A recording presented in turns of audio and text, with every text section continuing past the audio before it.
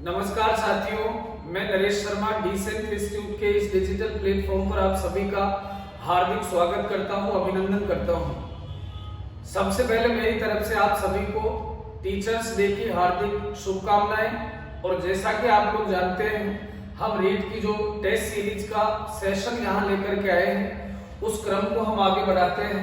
आपके लिए कुछ और क्वेश्चंस लेकर के आए हैं, इन पे आइए आज चर्चा करते हैं। सबसे पहला क्वेश्चन छात्रों आपका है कि विच out of the following is an example of I rhyme. तो सबसे पहला जो क्वेश्चन हमारा परीक्षा में आता है वो राइमिंग को लेकर के आता है।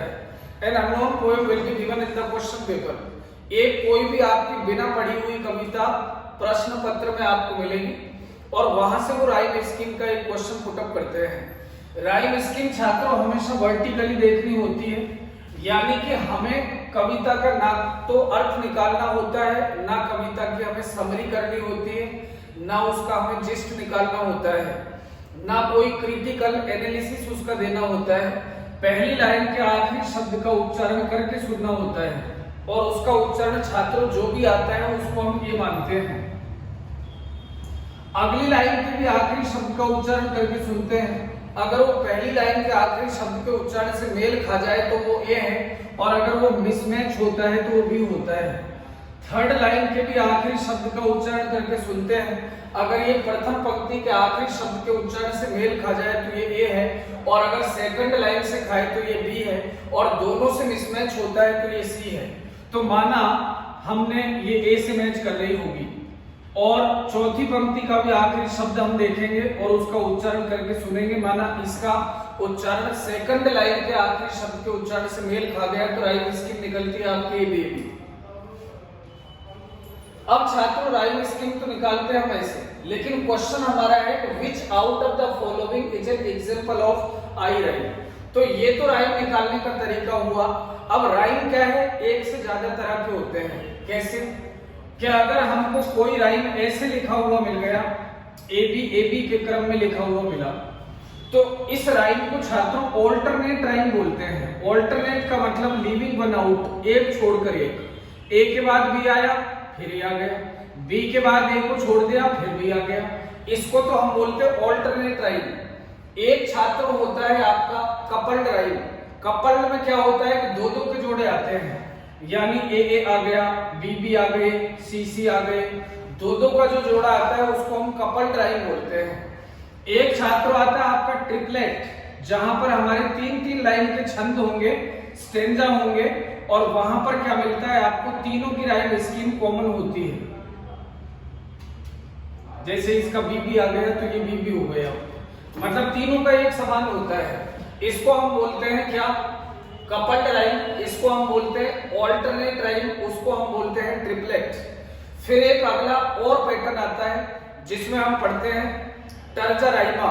तो ए बी ए और बी सी बी और सी डी सी और डी ई डी, यानी कि तीन लाइन का जो छंद होता है जिसको हम टर्सेट या टर्जा राइमा बोलते हैं, उसमें सेकंड लाइन का जो राइम स्कीम होता है वो अगले टर्सेट का फर्स्ट और थर्ड बनता है। ऐसे ही अगला छात्रों आपका आता है यहाँ पर ये आई राइम। तो आई राइम को हम कैसे पढ़ेंगे?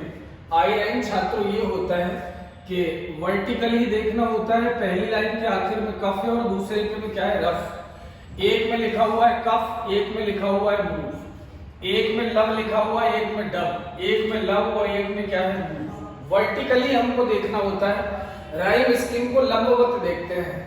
तो आई राइम का छात्रों अन्य नाम होता है साइट राइम, यानी कि देखते ही। साइट राइम इसी का नाम होता है।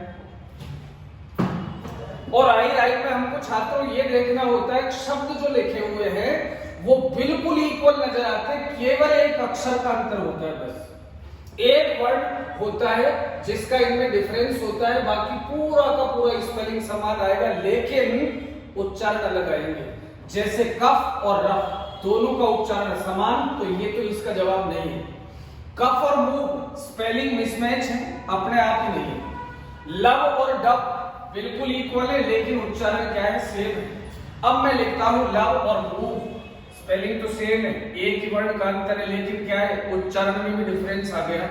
इसको हम बोलते हैं आई rhyme. Let's see the second question.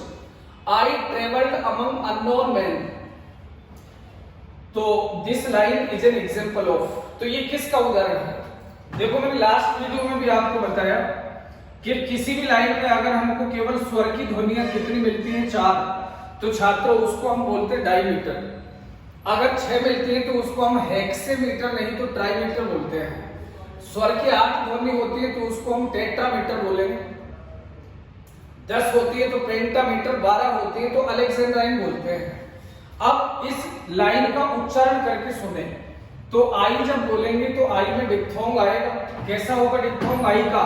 ये रहा भाई, 2 सिंबल मिलकर एक साउंड प्रोड्यूस करते हैं तो उसको डिप्थोंग बोले, और एक ही सिंबल एक साउंड अगर प्रोड्यूस करता है तो उसको मोनोप्थोंग बोले। तो साउंड तो एक ही काउंट होगी। ट्रेवल्ड में एक ही ध्वनि और ट्रेवल और ये एक ही ध्वनि। बात का ही जो है ये तो ध्वनि करेगा नहीं।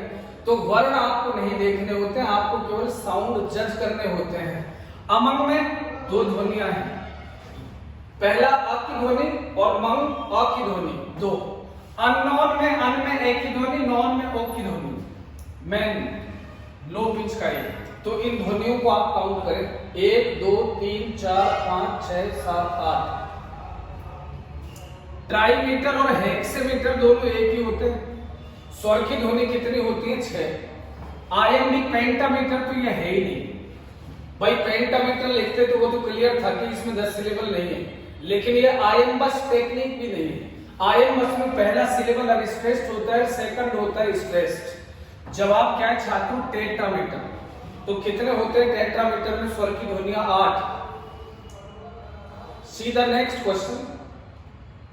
ए टाइप ऑफ रीडिंग, एक तरह का वाचन या पठन, इन विच जिसमें द फैक्ट्स एंड इंफॉर्मेशन, जिसमें तथ्य और सूचना आर टेस्टेड फॉर एक्यूरेसी, सटीकता के लिए जांचे जाते हैं।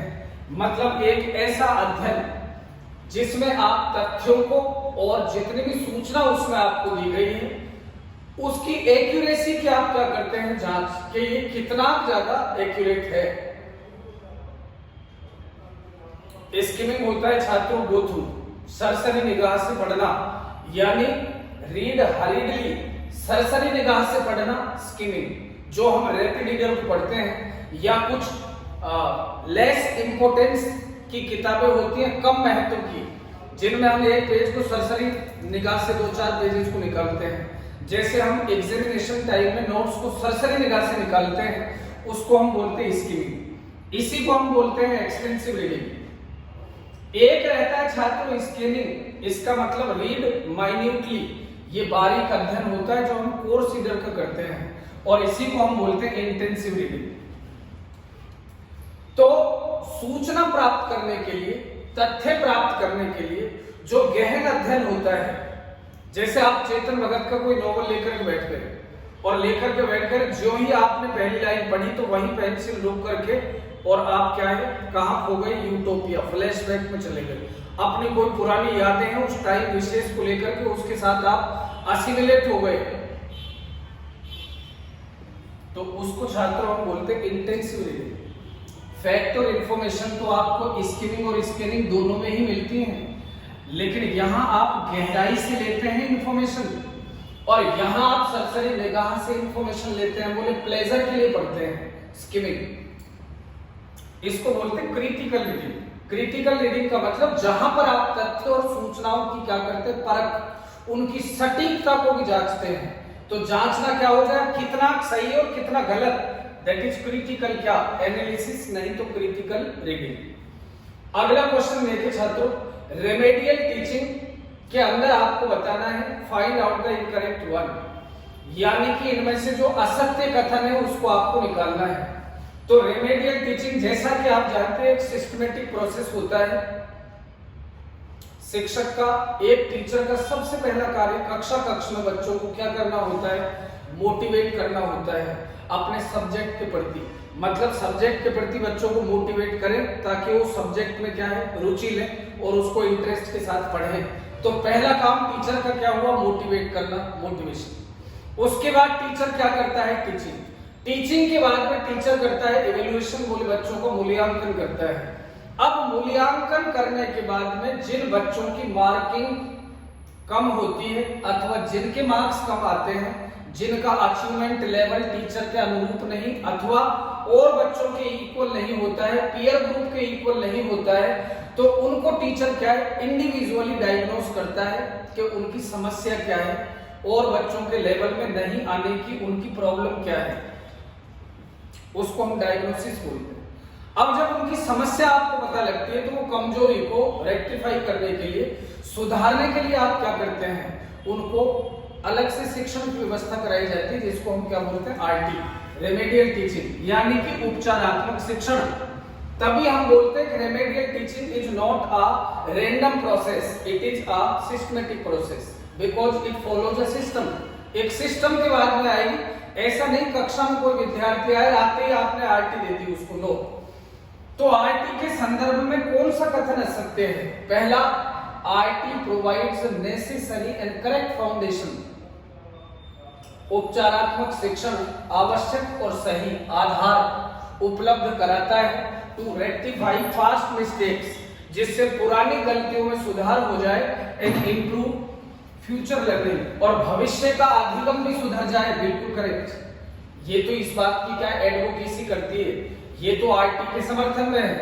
अगला है रेक्टिफाइज कॉन्सेप्ट्स, उन अवधारणाओं को सुधारना दैट हैव बीन कंफ्यूज्ड और मिसअंडरस्टूड, जिनमें बच्चा या तो असमंजस में या उसकी समझ में गलत आ गया है, तो बोले ये भी करेक्ट है, ये भी इसके फेवर में है।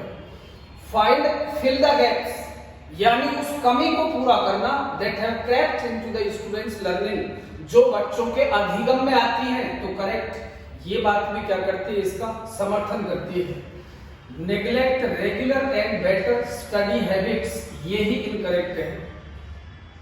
आरटी भी बच्चे को क्या करती है, रेगुलर और बेटर स्टडी के लिए क्या करती है, प्रमोट, उसको उन्नत करती है। बोले औरों के लेवल में लेकर के कब आओगे आप, जब बच्चे के अंदर रेगुलरिटी होगी और क्या है, बेटर स्टडी हैबिट फॉर्मेशन होगा तब। अगला क्वेश्चन देखें, the temperature has dropped this morning, आज की सुबह टेम्परेचर गिर गया। टेम्परेचर गिर गया का मतलब क्या हो गया, ठंड पड़ गई।